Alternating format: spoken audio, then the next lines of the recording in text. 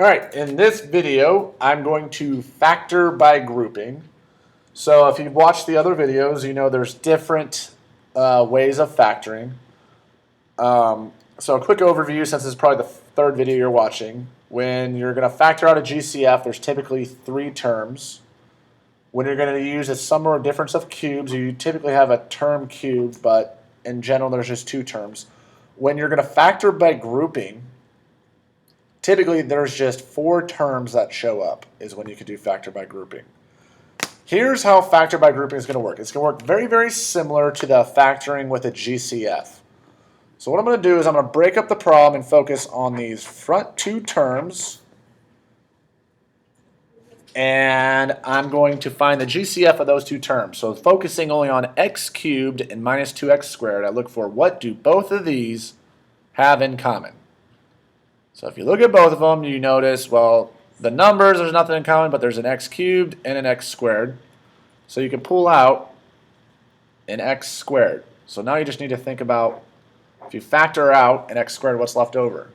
So if I had an x cubed, so three x's, and I took 2 away, I just have 1x available. And then if I had a negative 2x squared and I pull an x squared away, I'm going to have a minus 2 left. All that's left is factor by grouping with negative 9x plus 18. So I'm going to look at negative 9x and 18, and I'm going to look for what's the GCF of those two terms.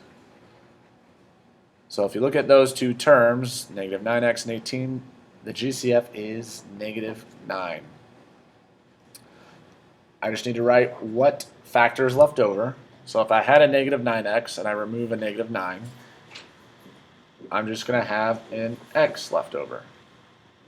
If I had an 18 and I factored it out or divided a negative 9 out, I'm going to have a minus 2 left over.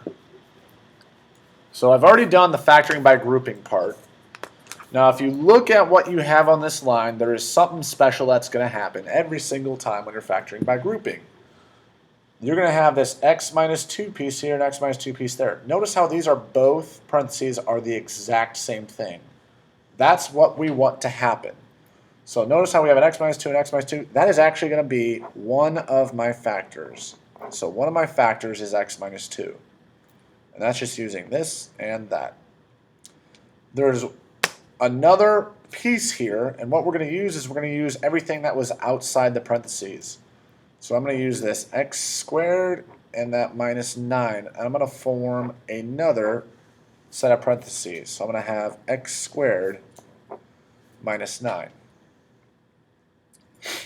Only thing I want to do still is check and see, can I factor any of these two sets of parentheses?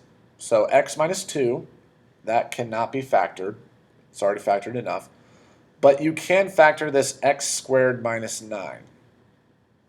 So it may not look like it, but because the x is missing in the middle, that's really x squared plus 0x minus 9. Because of the 0, you don't see it show up here. So I'm looking for two numbers that multiply to negative 9, but when you add those two numbers together, you get 0. So two numbers that multiply to negative 9, but add together to be 0. So hopefully you're thinking along, and that number, or those numbers are going to be positive 3, so I'm going to get x plus 3. And positive 3 times negative 3 will give me negative 9, so x plus 3 and x minus 3 is the two factors from here.